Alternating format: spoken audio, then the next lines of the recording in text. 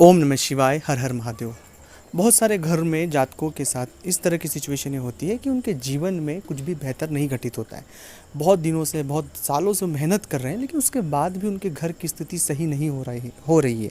उनसे नीचे, उनसे कम वो लोग बहुत आगे तक जा रहे हैं, लेकिन हमारे घर में न जाने क्यों क्या ऐसी स्थितियाँ हैं कि चीज़ें ख़राब होती है।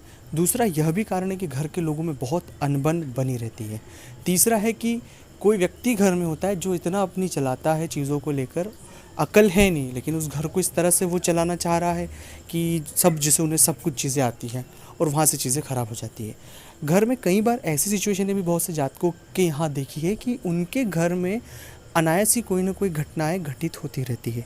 जैसे मान लीजिए कोई दुर्घटना हो गई, कोई विवाद हो गया, कोई ना कोई इस तरह का खर्च आ गया, कोई धोखाधड़ी हो गई, आग से हानि हो गई, मतलब नुकसान किसी भी चीज़ से कभी भी उनके यहाँ आते ही रहता है। यह सभी परिस्थितियाँ सामान्य स्थितियों में मैं नहीं कह रहा हूँ कि ये सामान्य रूप से छोटा मोटा नुकसान हमेशा होता रहे, लेकिन यह तो बहुत ज़्यादा ही हद तक हमें परेशान कर रहा है। मैं फिर कह रहा हूँ कि ये जितनी सारी स्थितियाँ मैंने आपके साथ साझा की कि कर रहा हूँ, ये सामान्य परिस्थितियों में कर रहा हूँ। और अगर जो परिस्थितियाँ मैं आपको बता रहा हूँ या आपसे जुड़ी हुई है, जिसमें आप इंक्लूड हो या आपके साथ ऐसा हो रहा है, आपके आसपास किसी व्यक्ति के साथ इस तरह की चीज़ें हो रही है, तो यह वीडियो आपको पूरा देखना चाहिए, क्योंकि यह परेशानी तो मेरा बताने का उद्देश्य था ही सही, जिससे आप समझ पाए, लेकिन समाधान सबसे बड़ी बात होती है कि यह परेशानी बहुत महीनों से, कई बार पीढ़ियों तक चलती है और व्यक्ति उन्हें समझ नहीं पाता है और बस उन हालातों में गुथ जाता है और वो निकल नहीं पाता है, बहुत परेशान हो जाता है, बहुत हताश हो जाता है, निराश हो जाता है, बहुत बार चीज़ें ख़राब हो जाती हैं।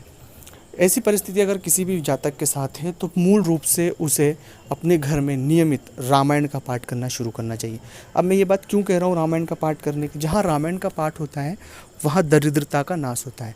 दरअसल घर में बहुत ज़्यादा नकारात्मकता होने की वजह से बहुत ज़्यादा नेगेटिव वाइब्रेशन हमारे घर में हो जाता है। तो रामायण का पाठ करने से, बजरंग बाण का पाठ करने से, हनुमान चालीसा का पाठ करने से, हनुमान चालीसा और बजरंग बाण के पाठ से भी ज़्यादा इफेक्टिव परिणाम जो मिलता है वो रामायण का पाठ करने से। तो रामायण को पढ़ना शुरू करें, अपने घर में नियमित रूप से पढ़ना शुरू करें। अब जब आप रामायण पढ़ेंगे तो भगवान हनुमान जी महाराज उसे श्रवण करने आते हैं, और जब हनुमान जी महाराज श्रवण करने जिस घर में आते हैं तो वहाँ पर बहुत सारी परेशानियाँ स्वाभाविक रूप से ख़त्म हो जाती है। ये बहुत, मैं खुद अपने निजी तौर पर भी ये प्रयोग करता हूँ, रामायण का पाठ करता हूँ नियमित रूप से, तो यह बहुत बड़ा आपके साथ अनुभव साझा कर रहा हूँ मैं। तो ये हमेशा देखना, 7 दिन, 10 दिन, 11 दिन, 15 दिन, आपको 1 महीने के भीतर अपने घर में बहुत से बदलाव देखने को मिलेगा। पर नियमित धूप अगरबत्ती लगाकर श्रद्धापूर्वक आप रामायण को पढ़ना शुरू करें। दूसरा प्रयोग है कि जो भी जातक इस तरह के फेर में उलझे हुए हैं, आर्थिक फेर में उलझे हो, पारिवारिक फेर में उलझे हो, महिलाओं के तम प्रकार की परेशानियां होती हैं महिलाओं को अपनी, इस तरह के किसी भी फेर में अगर वो उलझे हुए हैं तो हर अमावस्या और पूर्णिमा को अपने घर में भगवान सत्यनारायण की कथा अनिवार्य रूप से कराएं, क्योंकि इस कलयुग के जो देवता है भगवान सत्यनारायण ही है।